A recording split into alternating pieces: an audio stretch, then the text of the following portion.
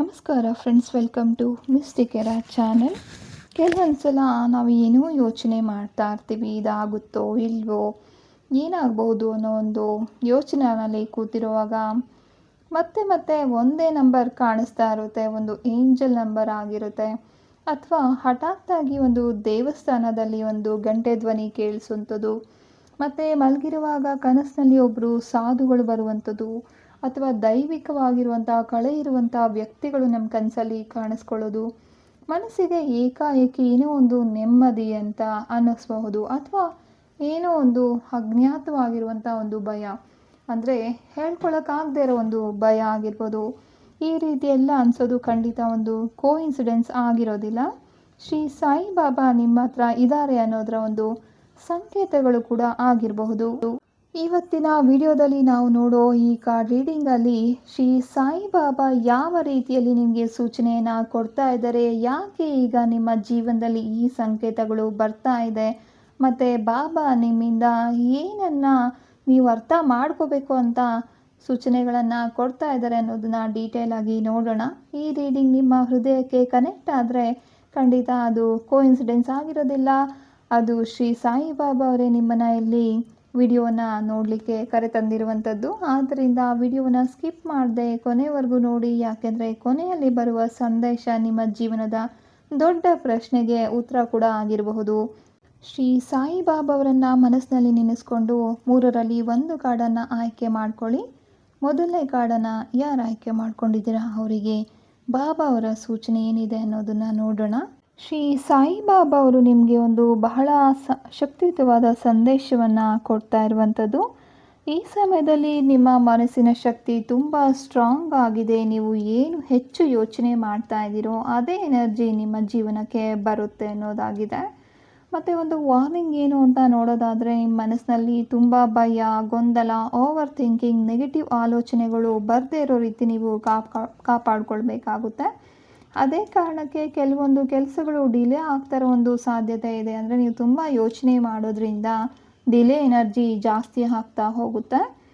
ಸಾಯಿಬಾಬಾ ಅವರು ಹೇಳ್ತಿರುವಂಥದ್ದು, ನಿಮ್ಮ ಮನಸ್ಸನ್ನು ಆದಷ್ಟು ನಿಯಂತ್ರಣ ಮಾಡ್ಕೊಳ್ಬೇಕಾಗುತ್ತೆ. ಯಾಕಂದರೆ ನಿಮ್ಮ ಮನಸ್ಸಲ್ಲಿ ಯಾವ ಒಂದು ಯೋಚನೆಗಳಿದೆಯೋ ಅದೇ ನಿಮ್ಮ ಭಾಗ್ಯವನ್ನು ನಿರ್ಮಿಸುತ್ತೆ.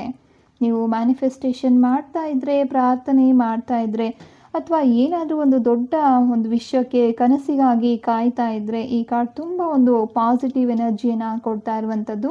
ನಿಮ್ಮ ಥಾಟ್ಸ್ ಈಗ ತುಂಬ ಪವರ್ಫುಲ್ ವೈಬ್ರೇಷನನ್ನು ಕ್ರಿಯೇಟ್ ಮಾಡ್ತಾ ಇದೆ. ಈ ಸಮಯದಲ್ಲಿ ನೆಗೆಟಿವ್ ಪೀಪಲಿಂದ ಆದಷ್ಟು ದೂರ ಇರಿ. ಬೆಳಗ್ಗೆ ಪಾಸಿಟಿವ್ ಅಫರ್ಮೇಷನನ್ನು ಹೇಳ್ಕೋಬೋದು, ಬಾಬಾರವರ ಜಪವನ್ನು ಮಾಡ್ಬೋದು. ನಿಮ್ಮ ಇಂಟ್ಯೂಷನನ್ನು ಖಂಡಿತ ಇಗ್ನೋರ್ ಮಾಡೋದಕ್ಕೆ ಹೋಗಬೇಡಿ. ಬಾಬಾ ಅವರ ಒಂದು ಕೊನೆಯ ಸಂದೇಶ, ನಿಮ್ಮ ಮನಸ್ಸು ಶಾಂತವಾಗಿದ್ದಾಗ ಮಾತ್ರ ನಿಮ್ಮ ಜೀವನದಲ್ಲಿ ಒಂದು ಮಿರಾಕಲ್ಸ್ ನಡೆಯುತ್ತೆ ಅನ್ನೋದಾಗಿದೆ. ಸಾಧ್ಯವಾದರೆ ಗುರುವಾರ ದಿನ ಸಾಯಿಬಾಬಾ ಅವರ ಬಳಿ ಒಂದು ದೇವಸ್ಥಾನದಲ್ಲಿ ದೀಪವನ್ನು ಹಚ್ಚಿ ಬರೋದ್ರಿಂದ ನಿಮ್ಮ ಎಲ್ಲ ಕಷ್ಟಗಳಿಗೂ ಆದಷ್ಟು ಬೇಗ ಮುಕ್ತಿ ಅನ್ನೋದು ಕೂಡ ಸಿಗುತ್ತೆ. ಅಷ್ಟೇ ಅಲ್ಲದೆ, ಯಾರಿಗೆ ನಿಮ್ಮ ಸಮಸ್ಯೆಗಳಿಂದ ಆದಷ್ಟು ಬೇಗ ನಾವು ದೂರ ಹೋಗಬೇಕು, ಜೀವನದಲ್ಲಿ ನೆಮ್ಮದಿ ಸುಖವನ್ನು ಕಾಣಬೇಕು ಅಂತ ಅಂದ್ಕೊಳ್ತಾ ಇದ್ದೀರಾ, ಅವರು ಖಂಡಿತ ಈ ಒಂದು ಕ್ರಿಸ್ಟಲ್ ಬ್ರೇಸ್ಲೆಟನ್ನು ಉಪಯೋಗ ಮಾಡ್ಬೋದು. ಇದನ್ನು ನಿಮ್ಮ ಜಾತಕಕ್ಕೆ ಅನುಗುಣವಾಗಿ ಮಾಡಿಕೊಡ್ತೀವಿ. ಅಷ್ಟೇ ಅಲ್ಲದೆ, ಕೈಗೆ ಹಾಕೊಳ್ಳೋಕ್ಕೆ ಇಷ್ಟ ಇಲ್ಲ ಅಂತ ಯಾರು ಅಂದ್ಕೊಳ್ತಿದ್ರಾ, ಈ ಒಂದು ಕ್ರಿಸ್ಟಲ್ ಗ್ರಿಡ್ಡನ್ನು ಕೂಡ ನೀವು ಉಪಯೋಗ ಮಾಡ್ಬೋದು. ಈ ಗ್ರಿಡ್ ಪ್ರತಿಯೊಂದು ಸಮಸ್ಯೆಗಳಿಗೂ ಪ್ರತ್ಯೇಕವಾಗಿ ನಿಮ್ಮ ಜಾತಕಕ್ಕೆ ಸರಿ ಹೊಂದೋ ರೀತಿ ಮಾಡಿಕೊಡ್ತೀವಿ. ಇದನ್ನು ಮಕ್ಕಳ ರೂಮಲ್ಲಿ ಇಡಬಹುದು, ಅಥವಾ ನಿಮ್ಮ ಬೆಡ್ರೂಮಲ್ಲಿ ಇಟ್ಕೋಬಹುದು, ದೇವರ ಕೋಣೆಯಲ್ಲಿ ಇಟ್ಟು ಕೂಡ ಪೂಜೆ ಮಾಡ್ಬೋದು. ನಿಮ್ಮ ಸಮಸ್ಯೆಗಳಿಗೆ ಆದಷ್ಟು ಬೇಗ ಒಂದು ಪರಿಹಾರವನ್ನು ಇದರಿಂದ ಪಡ್ಕೊಳ್ಬೋದಾಗಿರುತ್ತೆ.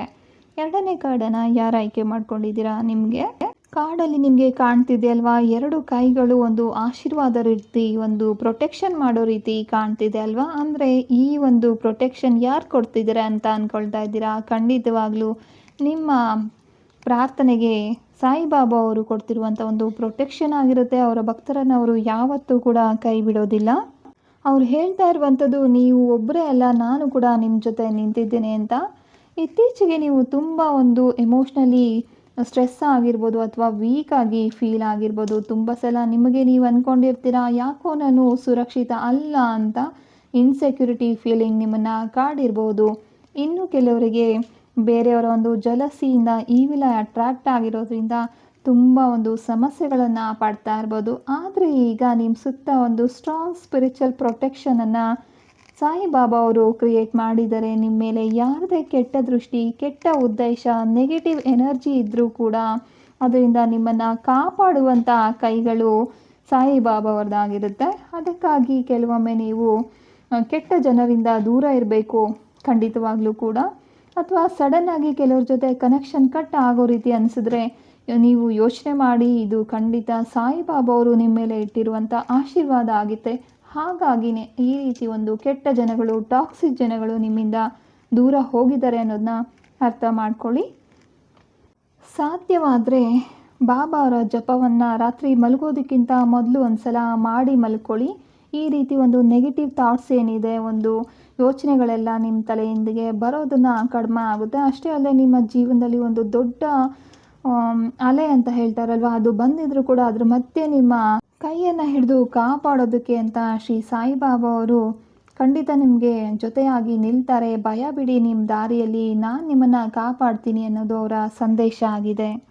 ನಿಮ್ಮ ಜೀವನದಲ್ಲಿ ಇನ್ನೂ ಕೂಡ ಒಂದು ಹೆಚ್ಚಿನ ಪ್ರೊಟೆಕ್ಷನ್ ಬೇಕು, ರಕ್ಷಣೆ ಬೇಕು ಅನ್ನೋದಾದರೆ ಖಂಡಿತ ನೀವು ಕ್ರಿಸ್ಟಲ್ಗಳ ಸಹಾಯವನ್ನು ಕೂಡ ಪಡ್ಕೊಳ್ಬೋದು. ಕೆಲವೊಂದು ಕ್ರಿಸ್ಟಲ್ಗಳು ನಿಮ್ಮನ್ನು ಕಾಪಾಡೋದಲ್ಲದೆ, ಈ ಒಂದು ಕ್ರಿಸ್ಟಲ್ ಏನು ಕಾಣ್ತಿದೆ ಇದು ಹಣಕಾಸಿಗೆ ಸಂಬಂಧಪಟ್ಟಂಥ ಒಂದು ಕ್ರಿಸ್ಟಲ್ ಆಗಿರುತ್ತೆ. ನಿಮಗೆ ಹಣಕಾಸಿನ ತೊಂದರೆಗಳಿದ್ದರೆ ಖಂಡಿತ ಈ ಒಂದು ಕ್ರಿಸ್ಟಲನ್ನು ಉಪಯೋಗ ಮಾಡಬಹುದು. ನಿಮ್ಮ ಮನಸ್ಸಿನಲ್ಲಿರುವಂಥ ಒಂದು ಯೋಚನೆಗಳು, ಓವರ್ ಥಿಂಕಿಂಗ್ ಏನಿದೆ, ಅಥವಾ ಬೇರೆ ಎಲ್ಲ ಬೇಜಾರು, ನಿದ್ದೆ ಬರ್ತಾ ಇರುವಂಥದ್ದು, ಈ ಒಂದು ತೊಂದರೆಗಳಿಂದ ಕಾಪಾಡೋದಕ್ಕೆ ಈ ಒಂದು ಕ್ರಿಸ್ಟಲ್ ಬ್ರೇಸ್ಲೆಟನ್ನು ಉಪಯೋಗ ಮಾಡಬಹುದು. ಮೂರನೇ ಕಾರ್ಡನ್ನು ಯಾರು ಆಯ್ಕೆ ಮಾಡ್ಕೊಂಡಿದ್ದೀರಾ? ನೀವು ಬೇರೆಯವ್ರಿಗೆ ಸಹಾಯ ಮಾಡಿದ್ದೀರಾ, ಅದರಿಂದ ಒಂದು ಒಳ್ಳೆಯ ಒಂದು ಫಲಿತಾಂಶವನ್ನು ಈಗ ನೀವು ಪಡಿತೀರಾ ಅನ್ನೋದು ಈ ಒಂದು ಕಾರ್ಡಿನ ಅರ್ಥ ಆಗಿರುತ್ತೆ. ಇತ್ತೀಚೆಗೆ ನೀವು ತುಂಬ ಮೆಂಟಲಿ ಟಯರ್ಡ್ ಅಂತ ಅನಿಸಿರ್ಬೋದು, ಕೆಲವರಿಗೆ ಸಪೋರ್ಟ್ ಬೇಕು ಅಂತ ಕೂಡ ಅನಿಸಿರ್ಬೋದು. ಆದರೆ ಈ ಕಾರ್ಡ್ ಹೇಳ್ತಾ ಇರೋದು, ನೀವು ಒಬ್ಬರೇ ಸ್ಟ್ರಗಲ್ ಮಾಡ್ತಿಲ್ಲ, ಬಹಳ ಬೇಗ ಯಾರಾದರೂ ಒಬ್ಬರು ನಿಮ್ಮ ಜೀವನದಲ್ಲಿ ಬಂದು ಅನ್ಎಕ್ಸ್ಪೆಕ್ಟೆಡ್ ಆಗಿ ನಿಮಗೆ ಹೆಲ್ಪನ್ನು ಮಾಡ್ತಾರೆ ಅನ್ನೋ ಒಂದು ಅರ್ಥವನ್ನು ಕೊಡ್ತಾ ಇರುವಂಥದ್ದು. ಇಲ್ಲಿ ಸಾಯಿಬಾಬಾ ಅವರು ನೇರವಾಗಿ ಬಂದು ನಿಮಗೆ ಸಹಾಯ ಮಾಡದೇ ಇರ್ಬೋದು, ಆದರೆ ಬೇರೆಯವರ ಮೂಲಕ ನಿಮಗೆ ಸಹಾಯವನ್ನು ಖಂಡಿತ ಮಾಡ್ತಾರೆ. ಅದೇ ಎನರ್ಜಿ ಈ ಕಾರ್ಡ್ನಲ್ಲಿ ತುಂಬ ಸ್ಟ್ರಾಂಗ್ ಆಗಿ ಕಾಣ್ತಾ ಇರುವಂಥದ್ದು. ನಿಮ್ಮ ಒಂದು ಹೃದಯ ತುಂಬ ಪ್ಯೂರ್ ಆಗಿರುವಂಥದ್ದು, ಬೇರೆಯವರ ನೋವನ್ನು ಅರ್ಥ ಮಾಡಿಕೊಳ್ಳುವಂಥ ಗುಣ ನಿಮಗೆ ಇದೆ. ಅದಕ್ಕಾಗಿಯೇ ಬಾಬಾರವರ ಆಶೀರ್ವಾದ ನಿಮ್ಮ ಮೇಲೆ ಜಾಸ್ತಿ ಇದೆ. ಈ ಸಮಯದಲ್ಲಿ ಯಾರಿಗಾದ್ರೂ ಒಂದು ಸಣ್ಣ ಸಹಾಯ ಮಾಡೋ ಅವಕಾಶ ಬಂದರೆ ಖಂಡಿತ ಇಗ್ನೋರ್ ಮಾಡಬೇಡಿ. ಅವ್ರಿಗೆ ಸಹಾಯವನ್ನು ಮಾಡಿ, ಅಥವಾ ಯಾವುದಾದ್ರೂ ಪ್ರಾಣಿ ಆಗಿರ್ಬೋದು, ಅಥವಾ ಕೆಲವರು ಬಡ ವ್ಯಕ್ತಿಗಳಾಗಿರ್ಬೋದು, ಅವರು ನಿಮ್ಮಲ್ಲಿ ಏನಾದರೂ ಸಹಾಯವನ್ನು ಕೇಳಿದಾಗ ಅವರನ್ನು ಇಗ್ನೋರ್ ಮಾಡಲಿಕ್ಕೆ ಹೋಗಬೇಡಿ. ನಿಮಗೆ ಎಷ್ಟು ಸಾಧ್ಯನೋ ಅಷ್ಟು ಅವ್ರಿಗೆ ಸಹಾಯವನ್ನು ಮಾಡಿ.